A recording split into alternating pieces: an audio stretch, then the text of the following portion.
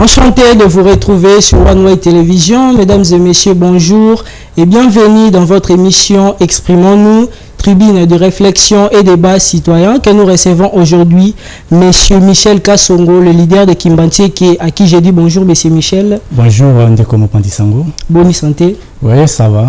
Qui m'ezali malgré nos souffrances. Merci beaucoup, M. Michel Kassongo. Nous ouvrons ce débat avec cette thématique, la commune de Kimbantieke face aux défis, mythe ou réalité vécue. M. Michel Kassongo, Koko Ebisa Bandeko Bazolanda Biso, Maramoni Nito, Baetap Nini Obozako vivre à Mikolo na commune de Kimbantieke. La commune de Kimbantieke face aux défis, mythe ou réalité vécue. Merci beaucoup Ndeko Claver pour cette opportunité. Merci pour l'invitation.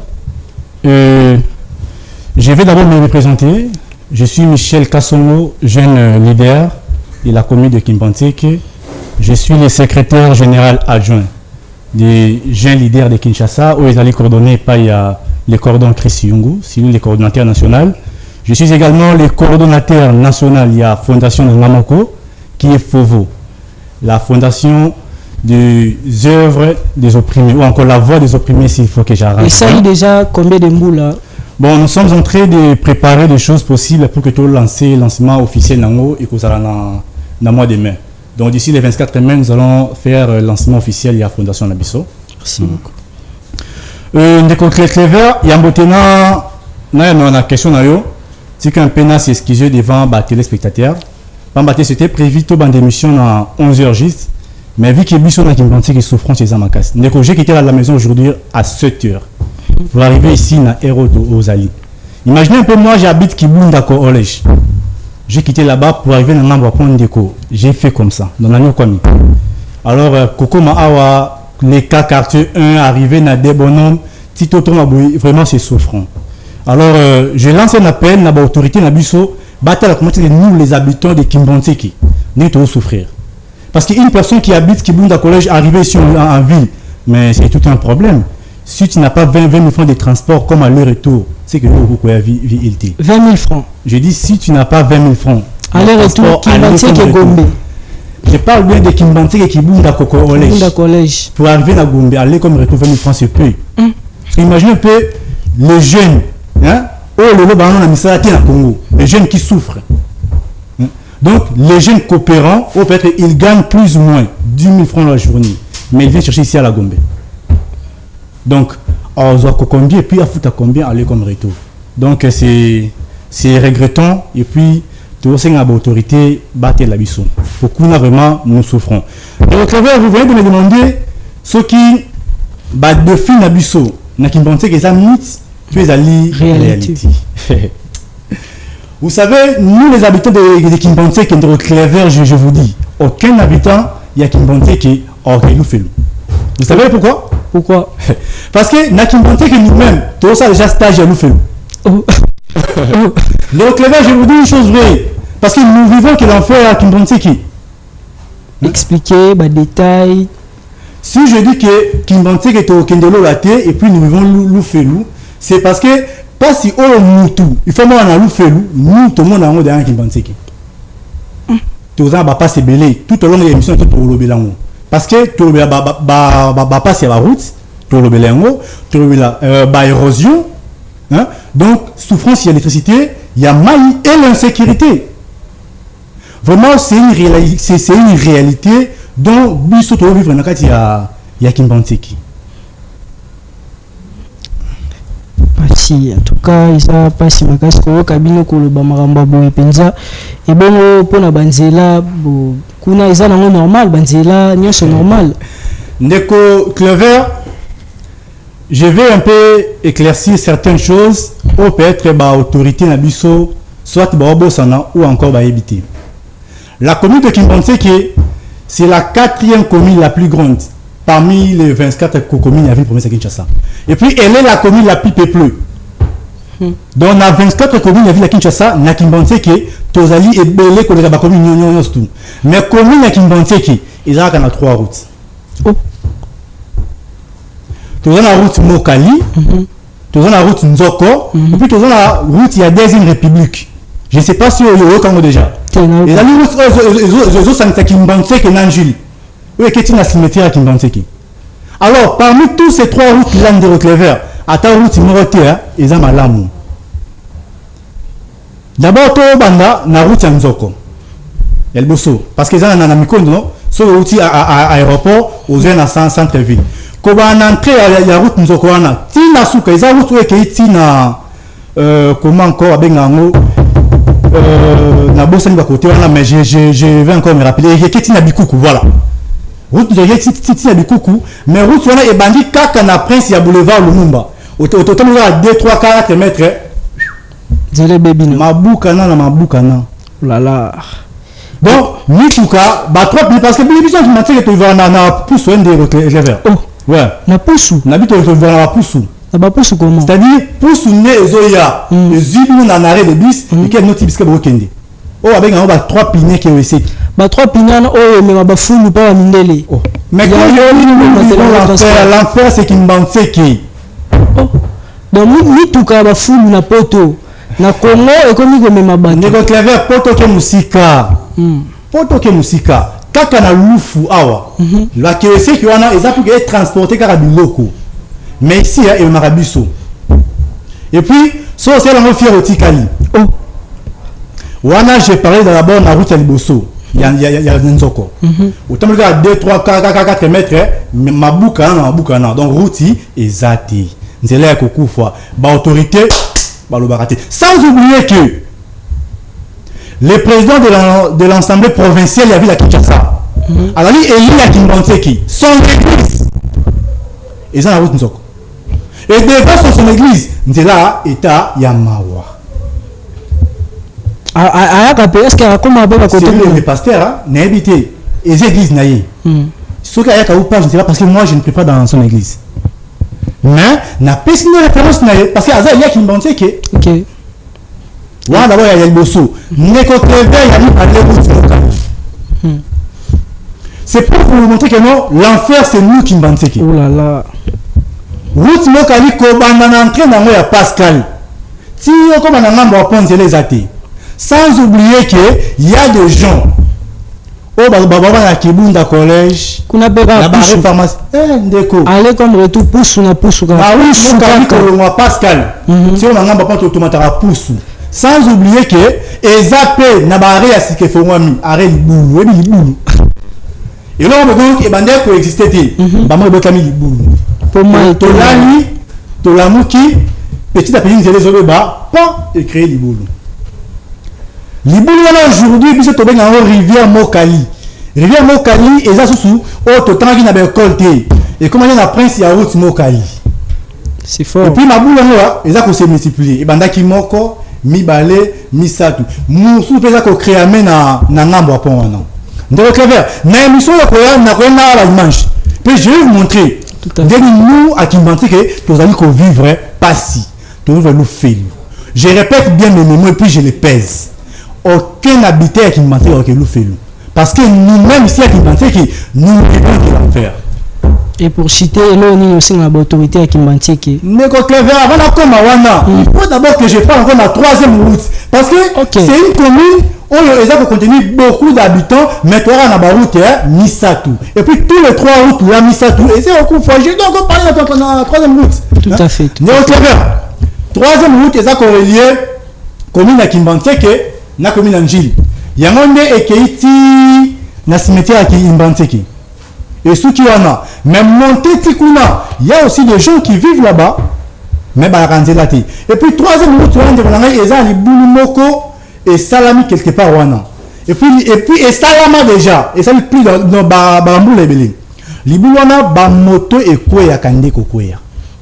Et puis, il y a même des personnes là-bas qui font besoin na pousse na bino ke wesek bokom na lula tu pour ce baluki mutu na betamina sepi mutaseni aki dommage. Et puis nos autorités ils sont au courant de ça.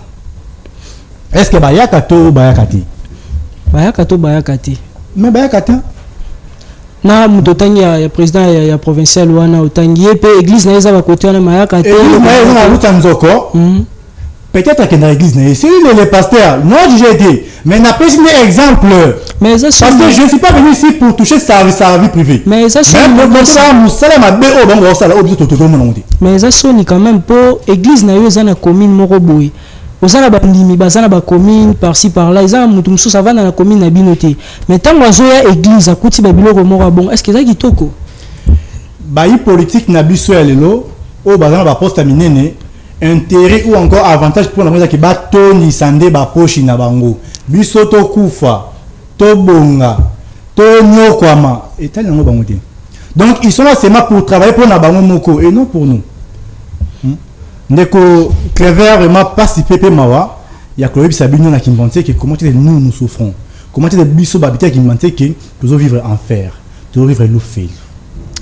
Là d'abord, j'ai touché seulement point baroute mais d'autres points autour sur le yango beaucoup plus. Merci beaucoup monsieur Michel Kasongo auti kotali sa biso ba réalité o bande ko na biso Kimbanté que bazali ko vivre commune moko ya munene. Commune moko munene me kasi saka na 3 nzela pe na 3 nzela yango ata nzela moko ya malamu ezate ata nzela moko ya malamu ezate bato bota mona bapusu oyo na bafulu na ba mikili ya poto na balufu kuna mais biso na Kinshasa komi moyen de transport ba autorité bozapi ba autorité pusu bato ba matana na bapusu bato musu bazozoka bato musu bazokufa toyebite to sala nini. Merci beaucoup pour la détail monsieur Michel Kasongo. Toujours quand tu déjà la deuxième question de biso, est-ce que les autorités locales prennent-elles les solutions efficaces? Ndeko Clever, merci beaucoup pour la yo. D'abord tant que question je me suis d'abord pour poser la question de savoir est-ce que nos autorités, là je parle bien de monsieur le bourgmestre de la commune de Kimbanté, est-ce que Ayebi vraiment c'est quoi son rôle dans la commune de Kimbanté? C'est ça. Ba bourgmestre bazali ba conseiller communautaire na commune est-ce que bazali? Ndeko Clever, malam benan simba. Wa simba. Je me suis posé la question de savoir est-ce que Ayebi d'abord nos salaires dans la commune. C'est quoi d'abord le rôle d'un bourgmestre dans la commune? Est-ce que moi ça a été mentionné à taba comme na bango? Ndeko Clever, sauf le téléphone na yo. Hein? Obi na te bana ki masai ba benga yo, ba peso komba bourgmestre ki masai ba yebi. Oh. Eh ba yebi. Hein? Ba yebi. Comment na ezali c'est monsieur le bourgmestre Jean Singanga. Soki na tani comme na ben ndeko le bourgmestre olimbisa ngai mais je suis sûr que comme on est ndé ngwana. La population de Kimbanté que bayebiété. Et puis c'est quoi le rôle d'un bourgmestre? Je suis sûr que et puis j'aurais souhaité que l'émission pédagogique. Ouais. Pour que c'est quoi le rôle d'un bourgmestre dans une commune? Ndeko Clever, bourgmestre a un rôle de liboso. C'est lui qui gère l'administration de la commune. Et puis il est le représentant direct. Il y a un gouverneur de la ville. Donc tant que on a, monsieur le gouverneur Daniel Bumba, n'a connu automatiquement comme on a bourgmestre. Mais moi je me pose la question, est-ce qu'il a déjà pris le temps, lui, et tant que bourgmestre, à quitter sur le terrain, pour qu'il y ait est-ce que Misala, est-ce que commune les a bien? Qu'est-ce qui ne va pas? À Kimbanté, nous avons des érosions. Nous avons beaucoup de problèmes. Oh, notre monde a dit à Moroti. Même le chef d'État a quoi à Kimbanté qui tout le monde est à Simona, à Yoana, à Télémi. Pourquoi? Parce que le chef est venu. Parce que là, il y a ça, là, bon, ok, au monde en a raté, bah, bioté, mais mon chef de l'État, au Bandio, là, dans la Cima. Ndeko Clever, ils sont là seulement pour flatter le chef de l'État. Donc, bah, là, bah, flatter. Comme le chef est venu, il faut que nous soyons là. Si le chef a y été, nous aussi, tout vous a raté. C'est dommage. Mokondi a été bien bossa misala. Alors qu'en réalité, et l'autre côté. Ouais, il là, c'est pour représenter ou encore gérer l'administration de la commune. Yami Balé, il est là pour maintenir l'ordre public dans le niveau de la commune. Les bourgmestres. Donc, la sécurité. Hein, et puis, donc, pour la sécurité, pour gérer l'ordre public, et encore, la salubrité. Monsieur le gouverneur Ngobila. Et quoi? Monsieur le gouverneur Daniel Bumba, qu'il me pardonne, parce que na bossa na Zamutu, c'est lui le gouverneur, mais c'est le gouverneur Daniel Bumba, je vous salue en passant. A lancé opération Kini Ezobonga. Kini Ezobonga. Dans l'opération, donc gestion ou encore propriété, hein, et ça na Katiwana. Alors que le Bougoumé aussi, il est là pour la colline, la célébrité. Donc, Bopeto na ya commune.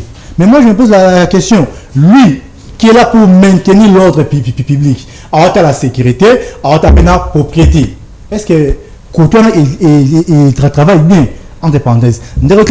Tant que tu continues, je vais parler de l'insécurité, mais non le bélango. Et puis vous allez voir comment est-ce que la population souffre là-bas qui monte qui du point de vue sécuritaire. Saleté tu l'obati, tu aussi mbango. Et puis troisième rôle il y a beaucoup j'ai dit émission fait de émission pédagogique. Okay. Et puis si les autorités communales bazolanda biso hein o ya yebité azwa pour que asala musana eboye bongi. Ya mi balé il est là pour exécuter les décisions du conseil communal. La question encore moi je me pose chaque jour. Est-ce que le conseil communal n'a comment une bataille qui existe là? Oh là là. Hein? Ce qui existe là, déjà ça la commune de plénière. Oh là là. Hein? Déjà ma proposition n'est pas pour vous mettre au début ce que nous hein? Il semble que bah c'est jaraté, c'est pour la foutre à maraté, c'est pour la minité de donc conseil communal n'a pas narratif à noter. Et puis je me pose la question, pourquoi l'autre vote qui bango? Et puis ce que l'État alors on fout d'abord pourquoi battre pour que l'État et puis dépenser dans l'élection donc pour qu'enfin il y a commune. Vraiment il faut gouvernement congolais et sunga hein municipaux na biso hein et sunga vraiment bango pas maté ça la musa mala muté pour que gouvernement na côté na épée azali boko sunga bangoting. Puis quatrième rôle il y a bourgmestre pour chiter les amis il y a que gérer les services publics wenzi hygiène publique toilette publique machin voilà moi je lui félicite hein pour côté wenzi là cop na bango pour chaque jour taxe chaque jour les gars ticket aïe donc comment les gens font texte et là batou oh là là tozo benga na ba prince hein to benga ba nous mais kaka bino moko ba autorité on peut pas poser benga ba boye si banque vous avez encore vos agents na ba ticket ba pesa ba prince pour que ba fout ba ticket au benga à 12h au tenir les tickets à 13h après la 15h au benga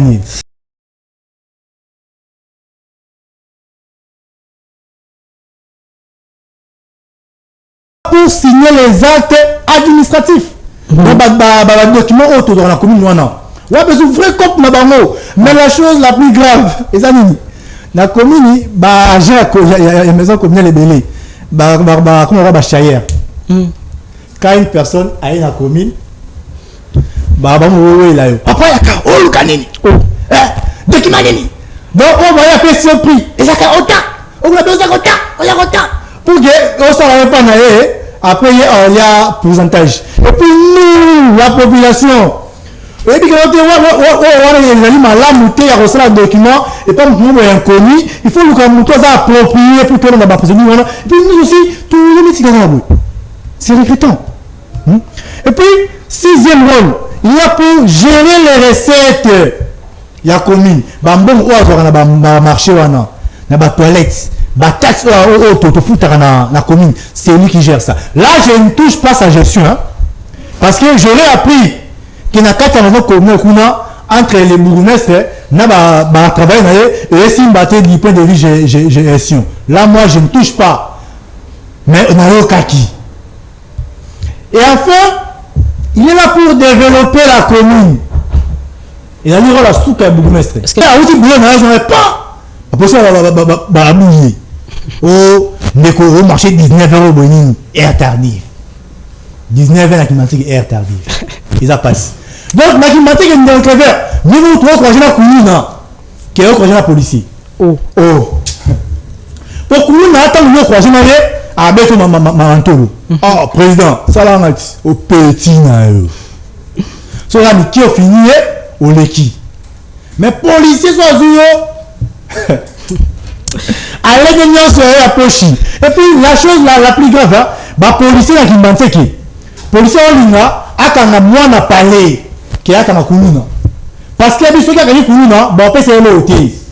Coulina n'a été. Mais moi n'a parlé bah ligne. Petit n'a biso là la cachot.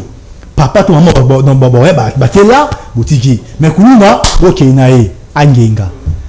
Merci beaucoup. Donc, il y a eu passe une casse de côté vert. Merci beaucoup, Michel Kassongo. Pardon. Tout chité. Ouais, tout chité de côté vert. Mais qui m'ont dit qu'il y a des communes, pardon, il y a des quartiers, jusqu'alors, dans le 21e siècle, 2026, ils ont courant. Merci Ndeko. Michel, nous sommes passés déjà dans la question il y a hôtel Maramba quartier wana. Donc en tout cas ça passe si penza ko ka que na commune mieux vaut mutakuta na kuluna kia kuta na policier. Hein? Et ça lit donc pas si makasi pas si ba autorité. Bandeko na biso ki mbantieke bazo souffrir. Ba doit préférer ko kuta na kuluna kia kuta na policier. Et puis 19h na ki mbantieke ça déjà heure tardive. Heure tardive na ki mbantieke 19h. Soni makasi toluka solution ba autorité ya mboka na biso. Merci ndeko Michel pour ça ba détail nyonso o bandeko bazali ko leka nango. Quatrième question, certains quartiers sont-ils valorisés que d'autres na commune ya Kimbantieki? Ndeko Clever motu ali ya ba soli ba quartier mususu ya Kimbantieki ezali valorisé que ba quartier mususu. Tant nous vivons que l'enfer. Quoi qui monte que ils ont ma baie. Ils ont un quartier moroté, eux ils allaient va valoriser.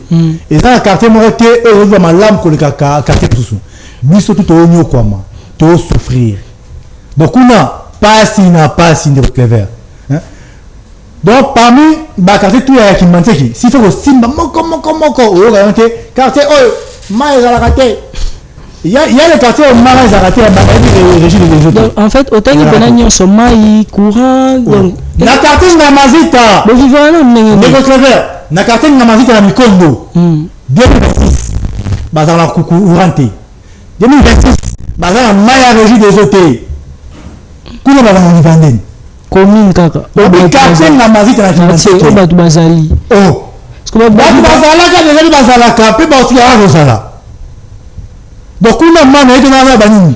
Donc il faut pas autorité battre quoi non.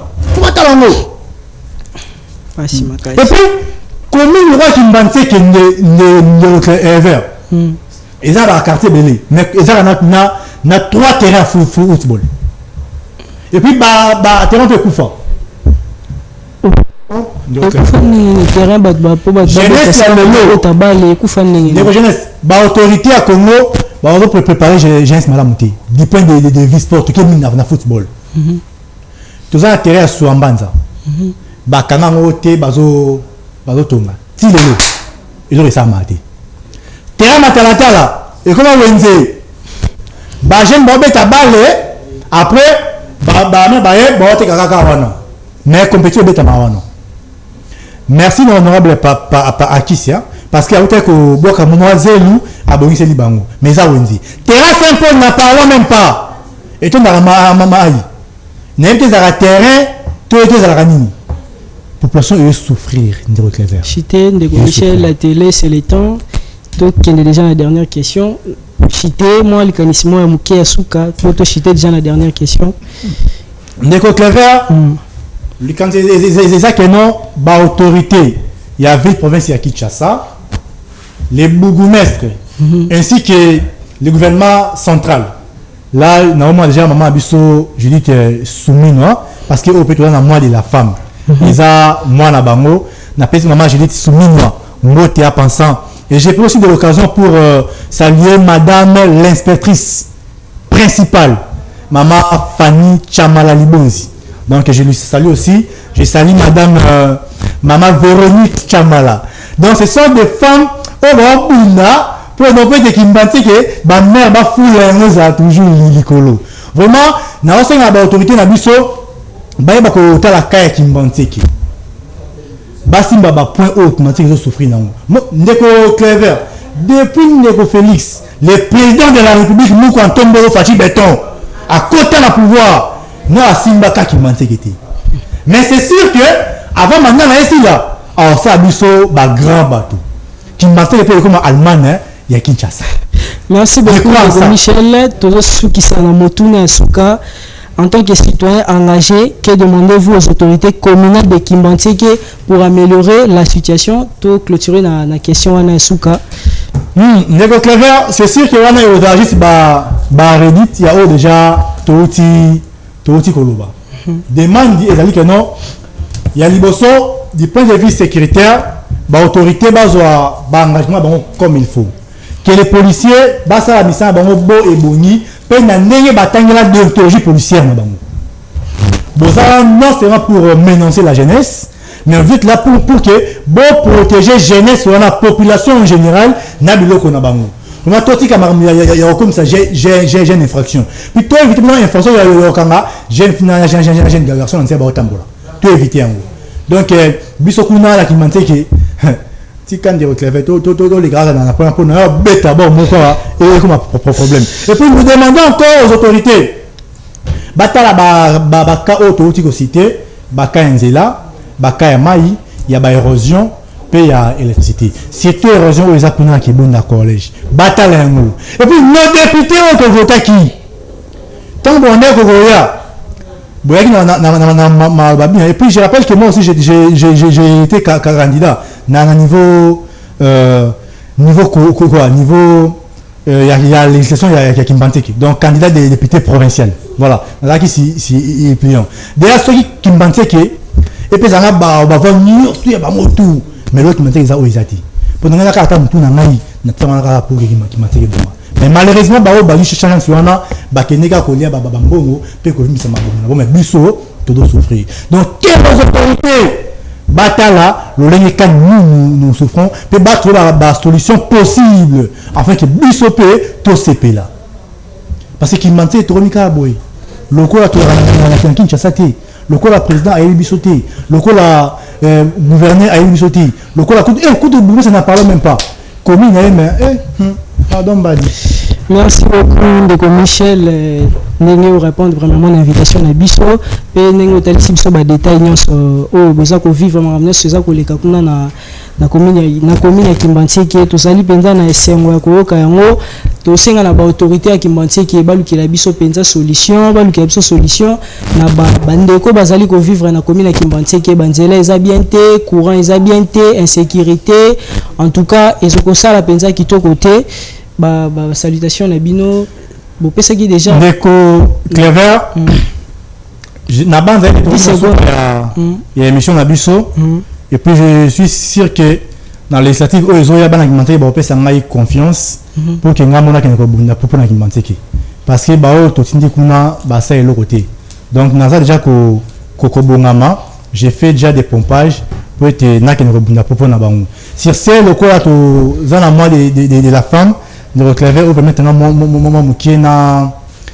saluer bande ko na biso ya basi ou ba fêter lobby journée internationale de la femme.